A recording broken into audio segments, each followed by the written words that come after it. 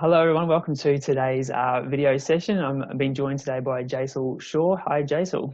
Thanks for having me, Josh. Now I'll probably hand over to you for a little bit for those viewers who don't know you.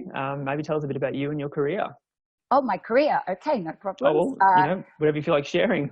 All right, sure. So I'm currently the Global Practice Director of Digital Innovation at GHD.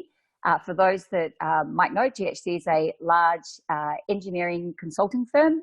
Started in Melbourne 91 years ago, but is now about 11,000 STEM specialists across the world. I'm an outlier there, coming from a background of criminal lawyer, cinema studies, fine arts major, definitely from the social sciences. So I'm sitting with this incredible brains trust of engineers, and what I run is the innovation practice for the firm, in particular focusing on digital tools, new ways of working, new ways of thinking, very much anchored by sort of human endeavor. So design thinking, those type of methodologies. So I've been at GHD about 2.5 years and really enjoying the journey. Awesome. Look, I'm really excited for our conversation today. Obviously very, whether you call it timely or not, I'm keen to hear your thoughts on digital engineering and how it's going to help shape this kind of next future of the engineering industry. So yeah, really looking forward to our discussion today. Fantastic. So I mean, how are you and your team traveling at the moment with all things COVID? So I've got by nature of the area that we focus on, which is digital innovation and people that are focused very much on using digital tools, we've been pretty good. We found them working from home quite an easy transition. The amount of tools and things that we're using, from Skype to Zoom to WebEx to Starleaf to other sort of digital tools for facilitation like Miro and Mural. So that part's been good. What I've found really interesting, two things. We've got a global team, but I've also got team members that are in particular in cities, but in rural communities. So suddenly, a team member in Wangaratta or a team member in Newcastle is working more than they have ever before with our team members that are in Brisbane or in San Francisco. So that's amazing. Like, we've blurred the geographic boundaries. So that's amazing. The millennials in our team are ducks to water when it's come. I mean, we've got gamers in our team, so you can tell by the chairs they sit on. Of course. Now, like, you're a gamer on a Saturday night. I didn't realize. So we've found that they have been so naturally adept at that working from home sort of environment. But then if I pull back to GHD as an organization, I do feel we're doing a really good job in the sense that, they are engineers. So we transitioned something like 10,750 of our staff to remote working within 11 days. And it Wow. was safe, and it was seamless, as you can imagine, and collegial and kind of fun. So from that perspective, honestly, in the scheme of it all, no complaints. That's so good. I mean, I talk to a lot of different engineering companies and different people in the engineering industries, and some people are really struggling. Some people are really struggling to adapt. Some businesses don't have, and obviously, we work for a very, very big organisation that would have invested money into software and tools and that kind of thing. Obviously, no one could have been completely prepared for what's happened. But yeah, some businesses are really struggling and are still trying to transition to online, and have all their files still stuck on computers and servers they can't access. So yeah, I think obviously a lot for us, besides the mechanics of it, from day one there was a really strong communication from the top, and kind of an honesty also. I look back at the videos we would have from our CEO every week or every couple of days, our CFO, and unlike your beautiful setup there, Josh, you're very used to obviously digital facilitation. Some of the even how the communication was a bit clunky, or it was in a room and someone was walking past in their sports gear, but it became really honest because it was saying, hey, we're all in this together, we're all learning what this all means. But you know how you're never sure whether your values or what's written on the piece of paper translate? And for those that know, so GHD's got sort of 4 core values that it focuses on: safety, of course, integrity, teamwork, and people. And I saw it play out when we all moved, because safety, number one. So it was this idea: how do we make sure our people are safe? But the integrity and people part was, from day one, they were really strong, our leadership, in saying, we want to get through this. If we can get through this and not lose our people, and that means keep our people safe in a financial sense, but a well-being sense, we will know we've been successful. So we've had all these other measures, such as, we've all been very creative about, right, we'll take leave if we need to take leave. Some of us are working through leave, anything to make sure that if we can keep our people safe, and even if we're still learning this new way, that constant communication, that none of us knew this was coming, but if we have that from day one. So I saw that from day one. And so it could be another way why we're not riding the storm, but we're doing okay. And I say that with great empathy, because we are working with clients, and not everyone's doing okay, and not every family opportunity or environment is doing okay. But yeah, we're focusing on that silver lining. That's amazing to hear. I mean, I know we've got these sort of pre-prepared questions, but I'm going to jump to talking about leadership for a second, because we're obviously on that topic. Sure. It sounds like, and again, like I'm keen to hear how obviously your business responded. I'm keen to hear about your leadership skills and traits as well. But it sounds like you said, from day one, there was a really strong decision from the business, and it was communicated clearly. And there's a lot of information out there. There's a lot of people looking at our Prime Minister, New Zealand's Prime Minister, and like this sort of strength of leadership. So what sort of impressed you the most about the GHD leadership and how they sort of reacted so quickly? Yeah, that's interesting. I mean, because I know you and I like to talk about culture, and so I think what this was a embodiment or a putting a spotlight on culture. And we've all got a definition of what does it mean? Does it mean how things get done? I was reflecting recently on someone was explaining to me that culture is kind of like the wind. It's this thing that's invisible. You can't see it, you can feel it. But the thing about wind, we know from wind tunnels or wind turbines, you can direct it. And so this invisible, whatever it was, you could feel it because you knew that the business had your back. And how I've seen it play out is, the part of the business that I am one of the leadership members of is digital, and we've only been at the business for about 2.5, 3 years. But the rest of the business is 91 years old.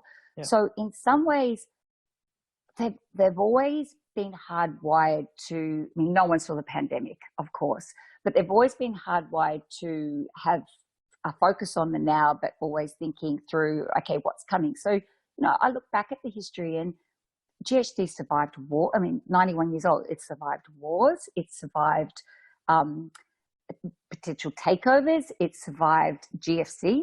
It came out of GFC, and now it's really, trying to not only it for its clients. I mean, everything we talk about is client first, serving our clients and community. So what was it? It was this idea of the 4 traits for me. Well, they're the ones that I try and focus on for myself and my team are resilience, obviously, optimism.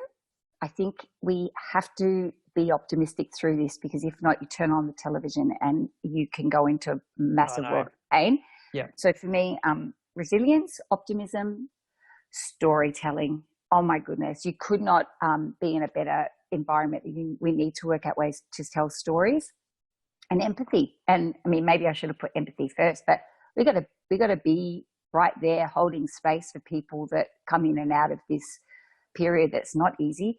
My kids joked, I kept saying, I'm going to be working from home till at least next February. And it's probably not true, but I did that so that anything prior is a bonus, rather than think, oh, I'm only going to be working from home till Easter, getting across the line and then saying, oh my gosh, I'm still needing to wear my tracksuit every day. Oh, it's only till the end of April. Oh no, I'm never going to get those great shoes out again. So my mind of resilience is, I've gone, okay, this is marathon. This is very different. I'm going to have to change some ways that I tackle things and how I lead the team and ensure that the team have like a marathon, more a long-term sustenance, snacks on the way as opposed to a big carb load. You know what I mean? So good. If we'd carb loaded, we would have been stuffed by now. We would be back at the end of the race. So we're kind of, dripping it out and ensuring that we take care of each other and tell stories and communicate in ways that work through digital means, as well as obviously the physical ones that we very much all miss. Of course, we're human. Yeah, human connection, human interaction. Yeah. Absolutely. And to you now as a leader, like you talked a lot about, and so empathy is coming through strongly in terms of what you're communicating. Like, so what sort of personality traits or skill sets do you think have really served you as a leader through this period? So the empathy part, I mean, at my team, as I said, we do a lot with design thinking, and that we spend a lot of time with our clients. Even though we're in digital and digital innovation, we focus on the people part often. So we challenge the problem to check, is it the right problem that we should be solving, before we jump into solution mode, which engineers, fun secret, are really hardwired to do quickly. Can't help themselves. They can't help themselves. They want to solve. I mean, it's such a beautiful characteristic, but our team is like, whoa, just hold your horses, and let's first of all ask questions, go out and talk with customers or via Zoom, empathize and check, is this the right challenge? So I think those skills that we have always done in our team as consultants, we're using right now. So that empathy, what do we say? Use two, even though we've got, 2 eyes and 2 ears, double the ears. So it's like listen more for cues, less talking, more listening, Yep. Stopping, playing it back. So many cues we miss, Josh, now that we're on digital, because we can't see people, we can't, sense their emotion. So trying to spend time holding space in meetings to play back what I think I heard you say was this, am I right? I think people are needing that, because it's, that sense that we don't have anymore. Yeah, you don't have that sort of that 3D when you're talking to someone face to face, and in person you pick up on the the energy of them. You can pick up on emotional cues, all these sorts of things, and we're now having to adapt as leaders to face to face on a screen here. How do you still get the most out of your team? Yes. Without having that extra dimension that we're so used to. Yes, and then trying to ensure that you keep the human through the digital, and we can see on LinkedIn people are having lots of different ways. Whether it's, we do Throwback Monday, so we try and find embarrassing photos from our past, especially us Gen X with big hair in the 80s. We're trying to. And people do virtual drinks, or with storytelling competitions, or I think, but it's even just stopping. We've always had wellbeing as part of what we do, but we've just launched a wellbeing program. Okay. I'm sure a lot of companies are doing that. And what was really interesting, so it's a 12-week program, and then what we've done, we've launched it with certain sort of core areas, and now we've put a call out for wellbeing champions. And in something like 36 hours, we got 270 people in the Australian business alone who volunteered to say, wow, I believe in this. It's on top of what I do. I want to be a champion. I want to advocate. I'll take the modules, train the trainer. So again, you can kind of feel there's something that is, through this challenge, we're finding these new human connections across the business. I love that. Will pay dividends, no doubt, no doubt. Yeah, it sounds like a real investment from a cultural point of view, and really supporting the team, and really recognizing that, like you said before, not everyone's situation's the same. We're all going through this together, but everyone's circumstances are different. Like, you've got parents who are stressed out because they're homeschooling kids at home whilst trying to maintain or hold on to their job. They can see clients calling them on the phone while they're trying to homeschool a 7-year-old. Like, there are just these stresses that people have, that we didn't Yes. have 6 weeks ago. So, Yeah, look, absolutely. that sounds incredible. Yeah, no, it's from that perspective. I mean, one of the key insights for me in the course, because we also work with clients on wellbeing and culture programs, but suddenly this is us ourselves. So it's Mm, actually fantastic because it makes you think about how you serve your clients, and then are you putting your foot where your mouth, are you acting as you say. yes. And one of the core insights was it's just a quick story, but you know how every time, remember when we used to go on planes? Do you remember that Yeah. distant memory? Yeah. Um, Distant we get memory. the safety card, and the safety card always says make sure you put your mask on yourself before you put it on your kids, and especially as a mum, or as people around you think, oh, surely that idea of why, but we were taught in this wellbeing program about the concept of hypoxia and how fast you will go from here to here. And if you do not look after yourself first, you will not be able to support the child with the mask or someone else. And so the So true. analogy was around, you and I are chipper, and we're optimistic, and we're resilient, and how you can find that a colleague that you think is also okay suddenly is not okay for whatever reason. And so even though it feels a bit selfish or weird to say, I want you to focus on yourself and make sure you are number one with your well-being. Why? Because if you don't do that, you actually can't help your colleagues, and you can actually hurt your colleagues in a sense Yeah. if you're not well. And I think for me that was one of those moments, because I feel we're doing well, but I know I'm running hard the hours at the moment because we serve clients, and my team's across 3 time zones, so it's very easy to have 6:30 a.m. calls with Waterloo and Chicago, and then at the other end of the day be on the call with colleagues in Dublin. And it's like, wow, where did that day go? And unless Yeah. you write on your coffee cup, it's Wednesday. Um, it's very hard to kind of remember at the moment whilst we're on this marathon, run what day and who are Yeah. you? So that well-being hypoxia story has really resonated with me, to stop and say, I have to just stop, check, be okay, so I can ensure that I can serve clients and serve my team and my And family. yeah, and Yeah. lead by example too. Like, yeah, if your team see you doing it, I mean, Mm, then all of a sudden it's like, okay, well, it's okay for me to do it, because I'm sure everyone's feeling the pressure to, yeah, we're at home now, we don't have to commute, we can do 12-hour days easily, but that only goes so far before, yeah, you're right, you got burnout, you got yeah. people snapping at each other, Yeah.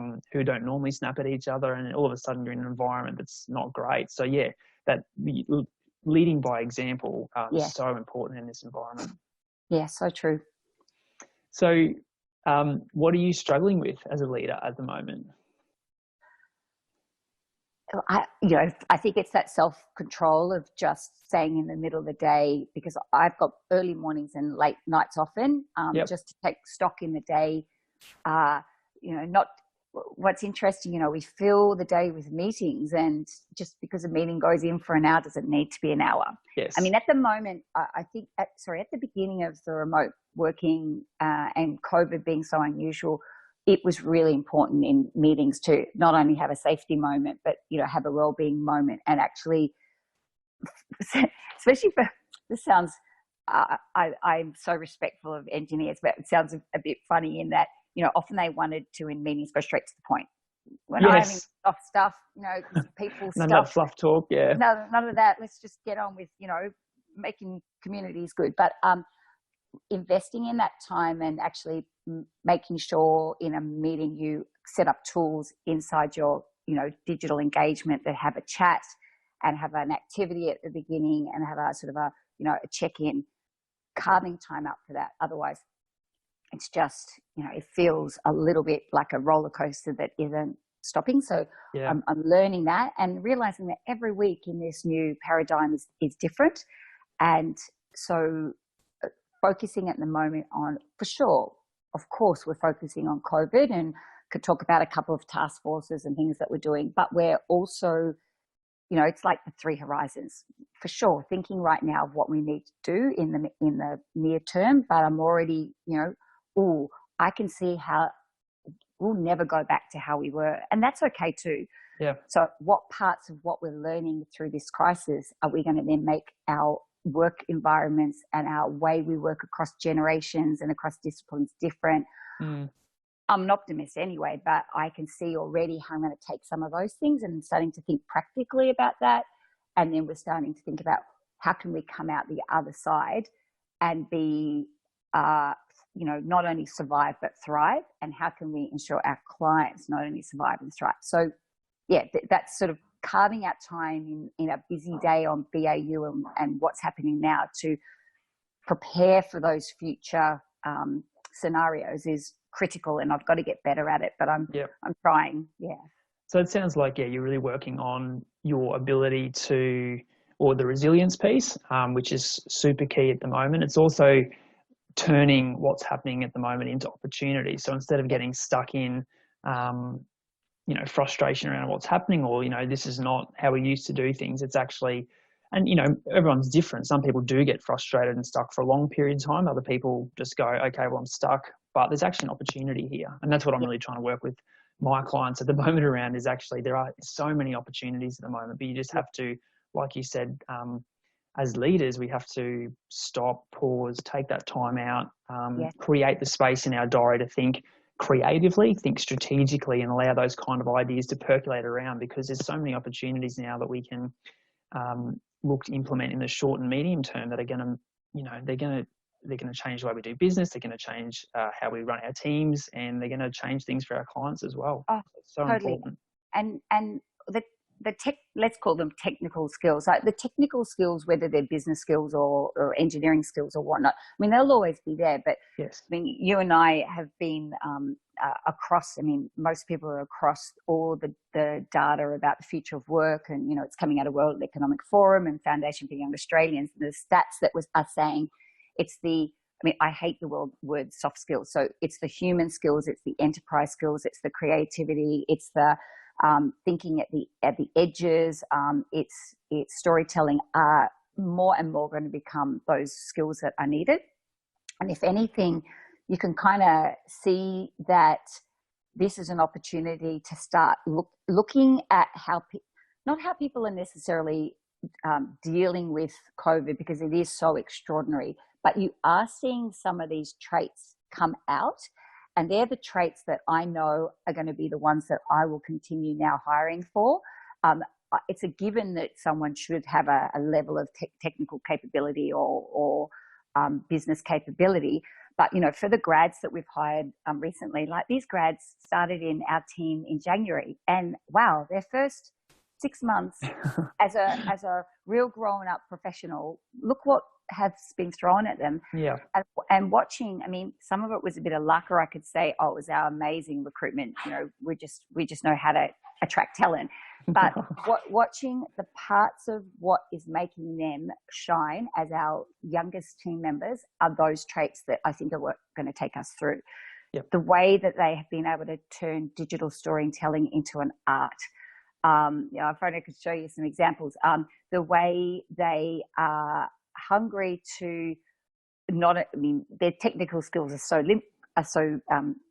so much further room to grow. So it's the ways that they're thinking at the edge and bringing in things that came from their breadth subjects at university, not just the thing that we hired them for, because I think they're going to be things that hold us instead. You've probably, that analogy or that quote, snow melts from the edge. Yes. It's the idea that the things that are going to be disrupted don't often get disrupted in the core. They start at the edges. And so I'm looking for people that can see into those other disciplines and can see what's coming around them, because that's how I think our business will also transform. And it's those things at the edge that will be disrupted, but they're also where we can actually bring in, new value and new opportunities and new partnerships and new alliances and the like. Yeah. I couldn't agree more. And that's actually probably answered that question we skipped over previously about, we I think the engineering sector in general, obviously the broader economy is going to contract, or has contracted. And I think the stats are now 800,000 people have lost their jobs, and projected to be a lot more, which is obviously incredibly devastating. And yeah, we're going to see market contraction. So how do we stay? How do you as a leader ensure your team, stay in the game, and you continue to add value to your organization and your clients? And it really sounds like it's that innovative thinking and looking for the opportunities. Yeah, innovation. I mean, respectfully, I think we've always been an innovative company because we've been around 91 years. So something's obviously worked. Something's working. Yeah. And, the definition for me is innovation is fresh thinking that creates value. So we've done that. But I feel, especially our practice, the digital practice only being about 3 years old in the company, we have always had the view has been to focus first on our clients to help them transform and take advantage of the digital era. And by nature, that will obviously influence and help change our own company to make sure it's around for another 91 years. So that was always, we were set up with that single vision. But through COVID, we could not have a better platform to help our engineering company and its core transform, because we have that DNA, and that was where we're already hungry. So I think we're noticing it already. Yes, some companies are contracting, or we're finding some, pieces of work need to be placed on hold whilst they work out what they're doing. But honestly, Josh, our area, we're still hiring, and in particular, we're getting new work because companies actually have suddenly a little bit of time to say, we've got an opportunity to add an innovation function, or we've always talked about innovation, but what does it actually mean? How can we apply it to our business? So that's something that is such a privilege to work with. Yeah, it's incredible. Government clients and universities and water utilities and engineering, energy utilities that are suddenly using those words and reaching out to say, how might we do something differently? And so it's like, yes, let's. That's incredible. Yeah, that's so good. And I mean that leads nicely into the next discussion around like what sectors within the engineering industry do you think will do really well? And you've sort of spoken about digital and innovation. And what do you think will sort of slow down? Based on what you've seen and read. Yep. Okay. So. Using that snow analogy of snow melts from the edges. Yep. So if we're thinking of a company, what's going to be disrupted at the edge? It's those things that have not really taken advantage of digital application or technologies. I mean, I still know that there are, clipboards and paper tools that are still being used in some areas of the business. And oops, have I just lost you? Nope. I think your video's gone. Yep, we're back. Sorry, I'm back. That's okay. Being on mobile, the little things that are coming up. So I think those areas, that anywhere where a client can suddenly bring in an emerging technology that takes a tenth of the time at a quarter of the price, we're going to have parts of our business or parts of the client's business wake up one day and say, oh, that piece of work I've always served or delivered to a client has gone. Where has it gone? Well, it's gone because that startup in the university that was set up by two co-founders that, spoke to your client and got the empathetic insights have been able to provide something. So we've got to be really, really astute at that work and not shy away from partnering with the emerging technologies and innovation ecosystem. I can be honest with you, that's a challenge. Please. Because as you can imagine, being the one that is out there sourcing those type of, or working with those type of startups, because they're not necessarily disrupting our supply chain or our relationships with our clients yet, it's a difficult position to be saying to your colleagues, hey, we want to partner with this technology, but what that could mean is your practice will be very much disrupted. But the reality is, it's if we don't get in and understand and work with them or acquire or or whatever way it is with that emerging technology, we will lose those sort of valued opportunities anyway. So it's challenging, but it's the reality. So I think those areas are going to be most challenged. I think the areas, obviously, with digital, and we do stuff with digital intelligence and insights. They'll remote monitoring and anything that's got to do with digital workforce resiliency, digital supply chain management, digital operational excellence, what I like to call the airlock between IT and OT. So where you're seeing this convergence happening, anyone that's sort of sitting in that sweet spot. So all that stuff, I think, will only get bigger and bigger. And then equally, even though it's not digital, that people stuff will not go away. Yep. It's the part that gets me excited, and why I love working with clients that have big legacy systems that are hanging out to be disrupted in a good way, and to work with these technical, brilliant specialists that are now realizing that not only do they have to focus on their asset, they have to think about the customer. So we've always served our clients, but now we're serving our clients' customers.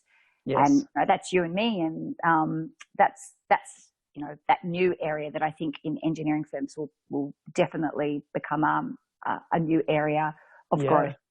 Yeah, I love the way you've explained that, because I don't think many people have thought about it like that. So a lot of those big companies that they might be slowing down, or like those utilities or those service providers, probably have more time now to think about, like you said, new things they can be doing, better ways of doing business. And it sounds like there's real opportunities in that digital innovation space, and even customer engagement and client engagement, those kind of things. Because if those big organizations have the time, they might be willing to invest in once we're through this, their customers getting a better experience, them having better systems, them having more innovative things that they can be doing for their customer base. And they're so fortunate in some ways. Because they're often, especially for utilities, they're often in a very privileged position to kind of be a monoculture. You might be you're the only one that at the end of the day, the water comes out of that tap. That client can't choose any others. So that is a privilege, but that equally is a responsibility to make sure that we take advantage of this era.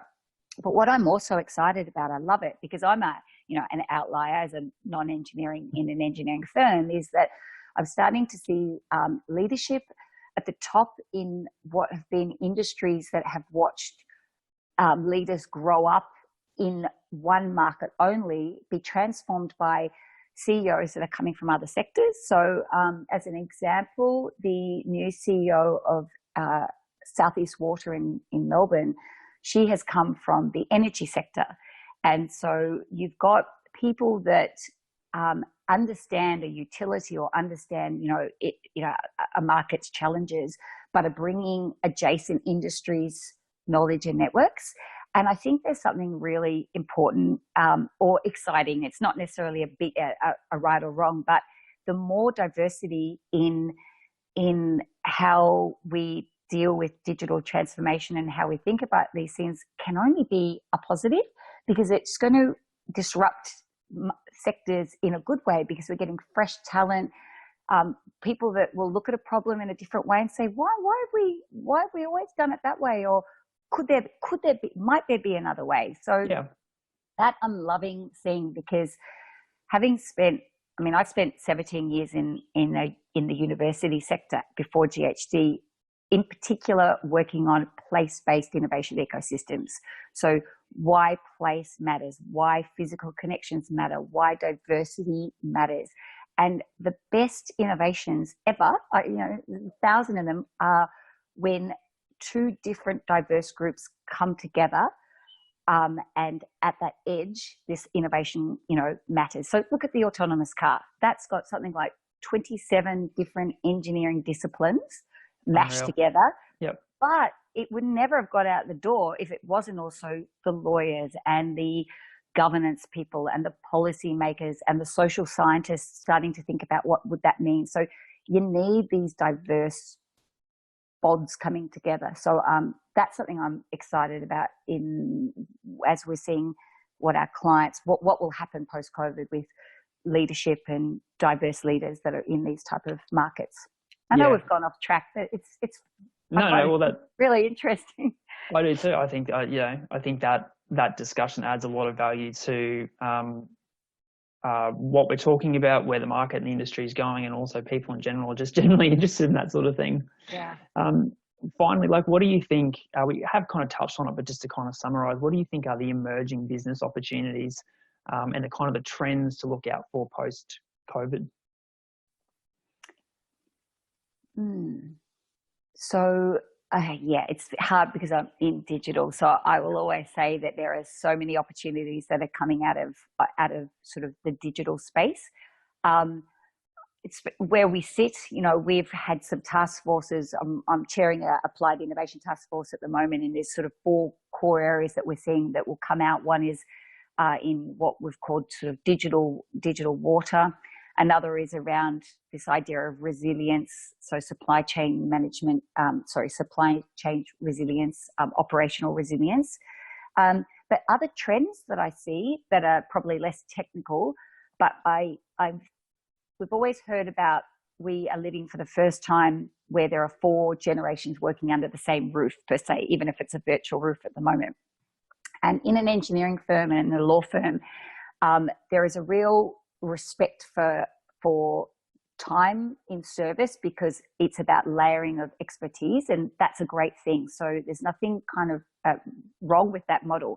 But I think coming out of this, we'll see, it might not be a contraction, but I do think there'll be a far more interconnectivity between our junior staff and our senior staff, because COVID has allowed digital young millennials to really take advantage and show and lead. And I'm thrilled by that. So I think that'll be a really interesting, it won't just be, coming from a law firm, you can't become a 4th-year solicitor unless you've been a 3rd-year one, and you can't be a 3rd one. So you wait your time, and there's no jumping around. So, but I think this will create that. The other thing, a trend will be, I can't imagine ever working 5 days in one office again. I don't think that will be needed. And so I think what we'll start seeing is what happens in, startup communities, self-assembling teams, because it won't matter where you are, so long as the time zone is palatable. I think we'll see that more and more, so long as our leadership, it has, allows for that type of self-assembling team and rewards it, or put signals or patterns out there to say, we're looking for this and we want to have hybrid teams come together. I think we'll see a bit more of that. I'm hoping we see a weakening of silos. I know agreed. Why we have silos. I know people feel very comfortable needing but it's like the silos have calcified. And I think this opportunity has meant we can see there's actually something important where we see that bleeding at the edges. I think that will be an emerging sort of a trend that will come out. There's a myriad of there things. Is so many, isn't there? And there's so much, stuff on LinkedIn or in the news that, working out what's buzz and what's real. I think half of it is just getting out and trying it. I agree. And I think that's been a really good outcome of this whole thing, is that people have been forced to innovate. They've been forced to try and do new things. And look, I know from working with a lot of engineers particularly get very stuck in their ways and very used to doing things a certain way. So this has been great. Yes. In some respects, to kind of shake that up a bit and allow people to see there are different ways of doing business, there are different ways of connecting, communicating, albeit, you can't replace the face-to-face thing, but you can still do a pretty damn good job. And absolutely. Really good work for your clients, build a really good team, not sitting over the top of each other. Hey, Josh, it's, and I don't mean it in a plug because, I get nothing out of it except to share what 43 other voices said exactly on that point about, the changing nature of engineering. Launched it at the worst possible time, i.e. the week we all had to go home. you might, I mean, as you're a former engineer, so on March the 8th this year was the first inaugural World Engineering Day. Yes. The UN had decided to launch it the year before on March 8th. So every year we'll always celebrate the amazing traits of you lot and celebrate how you've, got us through industry 1.1, 2, 3, and now 4. But so what I did earlier in the year, I invited 43 people from around the world. They were scientists, engineers, artists, startup entrepreneurs, a real mixed bag. We had, I think we had a couple of Rhodes Scholars, and we had a Fulbright, and we had we had Future Voices. And I brought them together in something called a thought book, which was to reimagine what the future of engineering would look like in this digital era. And I just say this not as a plug, except that it is an absolute free thought book. It's digital and it's online, and the insights of those 43 vignettes, I think, are really quite provocative for the time that we're in now. Now, we didn't see COVID coming, but a lot of what these authors talked about new ways of working, new ways of thinking, especially the younger voices, that there was kind of a call to question our social license to operate and what did it mean. If people are interested, I can share with you the link. But as I said, That'd be great. It's a free thought book, and it's one that we did because we were really, like you, curious about what is the future of engineering and what will that mean for how we can serve our communities for good. So it might be, people are sick of Netflix or sick of CNN, they could have a look at the thought book. Look, I'd be keen to read it, and look, what we'll do is just, if you're happy with that, we can share the link when we upload this video. Yeah. No worries. That sounds good. Thank you. Awesome. Okay, well, that's all the questions for today. Jacyl, do you have anything else you wanted to add before we sign off? No, look, just thanks very much for the opportunity, and always happy to, if people want to reach out, or I'd also be interested in how people are themselves dealing with this time. So I'll follow you with your series, and have a great week, everybody. Yeah, thank you so much. Okay, great. Let's sign off. Pleasure.